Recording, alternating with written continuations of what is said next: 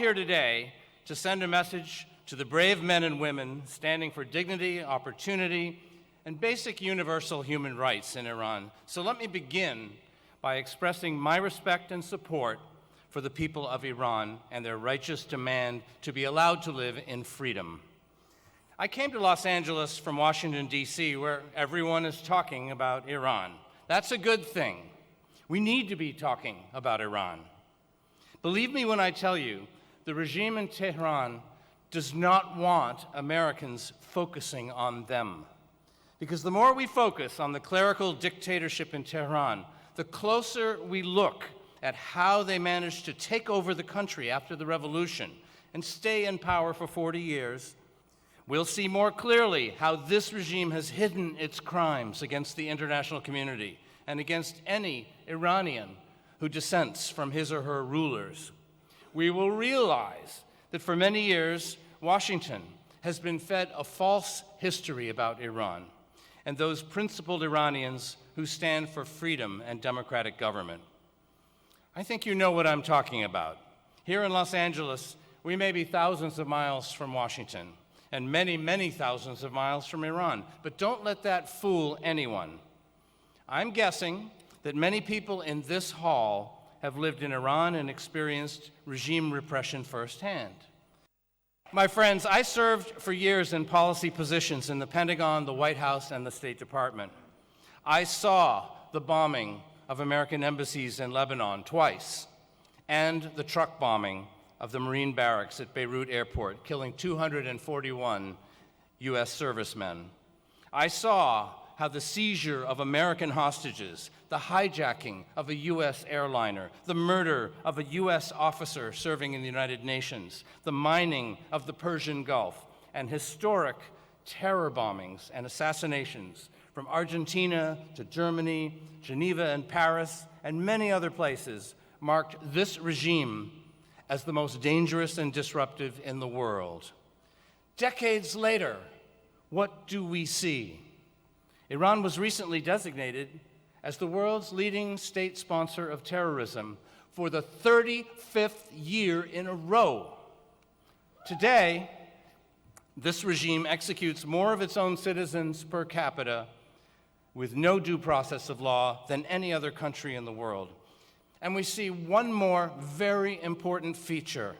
The people running this regime today are the same people who have been directly responsible for all of Iran's aggression and crimes through the years. One day soon, they need to be held accountable.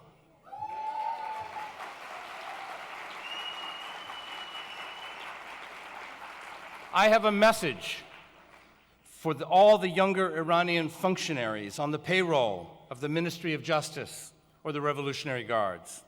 Your bosses are guilty of war crimes and crimes against humanity. The people of Iran are demanding freedom. The sovereignty of Iran belongs to the people, not to the corrupt dictators who are using you to stay in power. The leaders are stealing from the people. Now, since the U.S. drone strike on January 3rd that killed the Quds Force commander, Qasem Soleimani, officials and experts and media correspondents in Washington have been talking a lot about this man, just as we all have today. Americans are learning more about how Soleimani targeted U.S. soldiers in Iraq for many years. What was Soleimani's mission? He was carrying out Ayatollah Khomeini's revolutionary project to establish a Shia Califate across to the Mediterranean Sea, with the supreme leader at the top. That's why Iran built Hezbollah into a heavily armed non-state actor in Lebanon, falsely claiming to be a resistance group against Israel. And today, in the streets of Beirut, the people are demanding an end to Iran's destructive meddling and the corrupt elite that has allowed it to happen. Why did the Quds Force run to Bashar al-Assad's defense in Syria in 2011 when protesters were calling for democratic reform and an end to Assad's brutal repression? Which brings me to Iraq.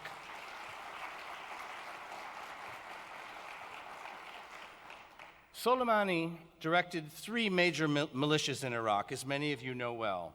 The Iraqi militia leader who was killed along with him a week ago, Abu Mahdi al-Mohandes, led Kataib Hezbollah, the Iraqi Shia militia behind many of the 7 lethal attacks against the People's Mujahideen residents of Camp Ashraf and later Camp Liberty.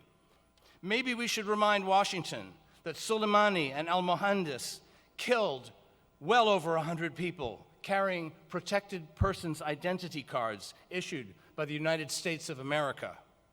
And some corrupt elements of the Iraqi military carried out these killings using American weapons that we had given to the state of Iraq. So let us stand with the protesters in Baghdad and the democratic opposition in Syria, including all of those displaced Syrians, and the people of Lebanon. Soleimani is gone. Let us defeat Khomeini's dream of a caliphate once and for all.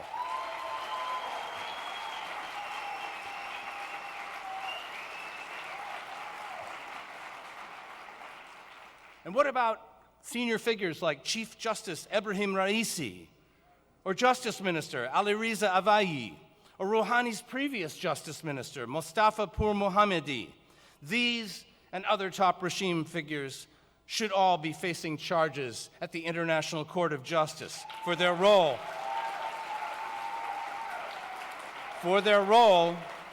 in sending 30,000 political prisoners to their deaths in the summer and fall of 1988.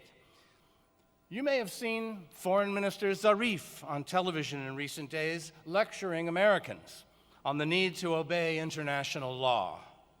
I want to know why not one reporter or think tank analyst has asked Mr. Zarif to explain why his embassies in Europe have been used as a secret conduit for terrorist operations over the past 2 years, captured by law enforcement in Denmark, Belgium, France, Germany, Austria, and Albania. We need to stop giving the regime an open channel of propaganda aimed at Washington. It's time that this regime, hardliners, moderates, call them whatever you want, account for all of its crimes. Ladies and gentlemen,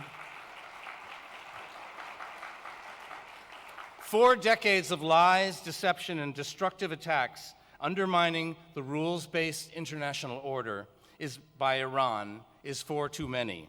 4 decades of innocent Iranian citizens, men, women, and even teenagers, dragged into prisons, tortured, and executed is 4 too many. We all know who has stood for this agenda for many years: the PMOI, the National Council of Resistance of Iran, led by Maryam Rajavi, that the people of Iran are demanding the very same thing. Let us all stand with them. Let us bring forward the truth about the crimes of this regime and appeal for true justice. And let us finally end Iran's nightmare once and for all. Free Iran! Thank you.